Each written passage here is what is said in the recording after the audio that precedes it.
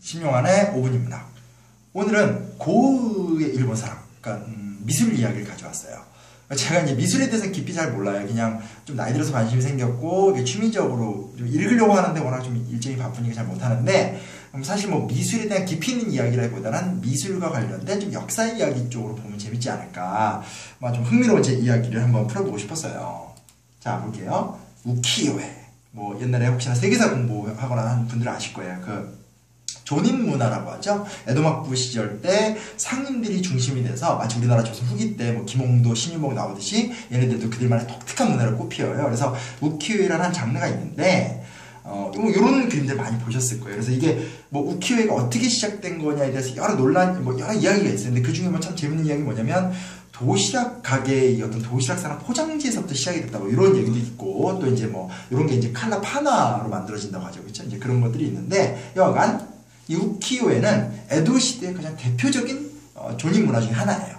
에도 시대의 아주 번화한 모습들이죠. 물론 요 그림은 여기 조선통치사 행렬을 담은 그림이긴 한데, 2층 집에 상가가 굉장히 번화하고 후지산도 보고 어떤 이런 그 당시 어떤 화려했던 일본의 문화를 좀 엿볼 수 있는 그림이에요. 보면, 자, 우키요의 우키인가? 그 뜻이 덧없다 뭐 이런 뜻이래요. 그래서 덧없는 세상의 그림으로 불려지던 한낱 풍속화로 시작이 됐고, 도시락 포장지라든지 어떤 그런 상인들의 어떤 작은 문화에서부터 시작이 됐는데, 거기서 멈추질 않아요. 이게 어마어마한 수준을 발전하게 되는데, 자, 봅시다.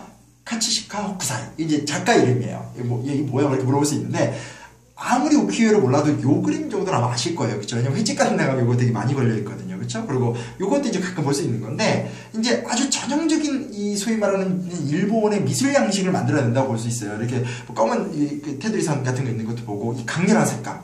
제가 이제 미술을 좀 더 깊이 알면 뭔가 또 재밌는 얘기를 볼 텐데, 하여튼 이 카츠시카 호쿠사이를 통해서 우키요가 굉장히 수준 높은 예술의 경지로 올라가게 되고, 그 다음 보면, 가타가와 우타마루.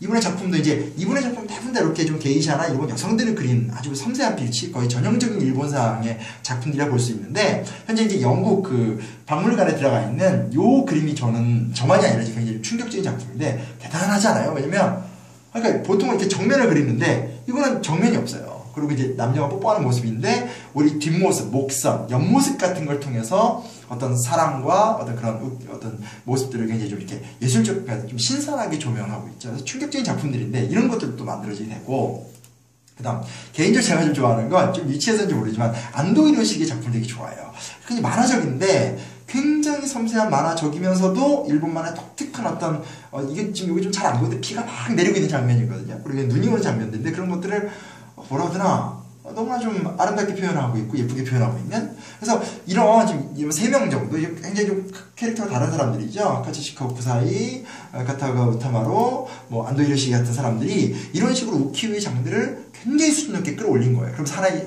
독보적인 예술 장르를 올렸는데, 재밌는 일이 일어나요. 얘기를 해버렸네. 제가 우키요에는 일본의 독보적인 예술 장르로 발전했는데, 갑자기 왜 고흐가 나오냐? 이 자포니즘이라는 게 떠요. 그러니까 이제 제페니즘 뭐 이런 거겠죠. 그렇죠? 19세기 유럽은 일본 문화에 굉장히 큰 영향을 받는데요. 그래서 뭐 고흐는 대표적이고 모네 마네 같은 당대의 이제 주로 좀 인상파라든지 이런 어떤 예술가들이 이 우키요에 굉장히 큰 영향을 받았대요. 그래서 여기 이제 고흐가 그린 그림인데, 고흐 초상화 아니고요. 보시면 이분은 이제 고흐의 어떤 작품을 많이 사주시던 분이라고 해요. 그분의 그림을 그려드린 건데, 보면 이게 이제 뒤에 이게 우키요에 당시 유행했던 우키요를 그대로 따라 그린 거거든요. 후지산 보이죠, 그렇죠? 여기 이제 뭐 사무라이라든지 뭐 여기 누구냐 뭐 게이샤라든지 어떤 그 이런 작품들, 요거 이제 요 그림은 거의 뭐 안도 히로시기 작품하고 똑같은 것 같아요. 그러니까 고흐 자신이 이런 걸 되게 좋아했고, 그리고 이런 것이 이제 서양의 유포가 될 정도로 굉장히 이제 자포니즘의 열풍이 대단했다는 거예요. 그래서 굉장히 흥미로운 일이 일어나요. 뭐냐면 이 영향이 또 역으로 일본으로 가요. 그러니까 뭐냐면 메이지 신 이후 일본 사회가 문화적으로 개방이 되는데, 이거죠. 우키요의 영향을 받은 고흐의 작품이 다시 또 일본에서 사랑을 받아요. 왜냐면 고흐의 화풍이 일본인들의 취향에 되게 맞아요. 물론 이제 고흐의 작품이 우키요의 백빙이다 이렇게 얘기할 수는 없지만, 화려하고 정확하고 뚜렷한 색감의 어떤 방식 자체가 굉장히 유사하다고 그러더라고요. 그래서 그런 것들이 이제 영향을 주면서 일본인들이 와, 고흐 막 이렇게 되는 거예요. 근데 이것도 좀 재밌잖아요. 지들이 이렇게 주거니 받거니 하게 되는 건데, 더 흥미로운 상황이 뭐가 생기게 되냐? 우리나라까지 이 열풍이 와요. 왜냐면 우리나라는 기본적으로 우리가 원치 않건 학술적으로 굉장히 일본의 영향을 많이 받은 사회예요. 그러다 보니까 해방 이후 자연스럽게 한국에서도 고흐는 최고의 화가로 평가가 되고 소개를 받고 다양한 작품들이 알려지게 되니까 사람들의 관심사가 그쪽 몰리게 되고, 그러면서 뭐 저는 이 부분에서 좀 조심스럽지만 미술사 전체나 유럽에서 이 어떤 미술사 내에서 인정받는 고유의 수준보다도 우리나라에서 더 대단한, 일본과 더불어서 인정을 받는 그런 이상현상이 일어났다는 거죠. 즉 우리가 일본 문화의 영향을 받았기 때문에 이런 영향을 같이 받고 있다라고 좀 얘기를 하는 거거든요. 나는 흥미롭지 않아요? 이 어떤 예술 작품이 역사성 속에서, 문화성 속에서 이렇게 약간 유통된다는 거. 근데 하나 더 얘기해 보려고요. 밀레라는 사람이 존재해요. 장 프랑스와 밀레인데 보세요. 이거 아까 초상하고요. 이 작품 다 아시죠? 만종, 이삭 죽는 여인. 뭐 너무너무 유명한 작품이고, 옛날에 완득인가 영화에서 이 작품을 이제 뭐 비정규직 노동자를 이렇게 비교해서 흥미롭게 나왔던 거 되게 인상적이었는데, 뭐 너무 감동적인 작품들이죠. 장 프랑스와 밀레, 사실주의파의 거장이죠. 농부의 화가라 불렸대요. 이런 장면들, 어떤 농민들의 어떤 리얼한 모습들이 다 나왔으니까. 한때는 이게 이제 뭐 좀 젊으신 분들은 잘 모르고 어린 친구들 잘 모르겠지만 어르신들은 다 아실 거예요. 한국의 이발소, 호프집, 뭐 농촌에 구석구석 이렇게 다 걸려 있었어요. 심지어 좀 민망했던 게 저 어린 시절에 호프집 가면 막 여자들 비키니 사진하고 여기 같이 걸려 있는, 도대체 뭘 보고 느껴야 돼? 뭐 이렇게 어떤 애매한 정도로 이게 유명했는데, 가수 조영남이 이런 말을 했어요. 그 명작 스캔들이라는 그 뭐지 교양 프로그램에 나와서 무슨 얘기했냐면, 우리 세대에게 밀레는 고향이다. 그리고 밀레의 작품을 보면 우리는 고향을 생각했다.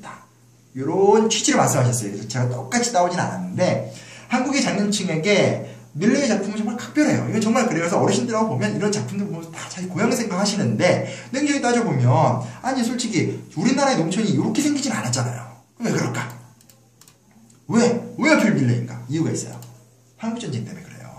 자, 이건 뭐냐? 미군도 지금 인천 상륙작전하는 거거든요.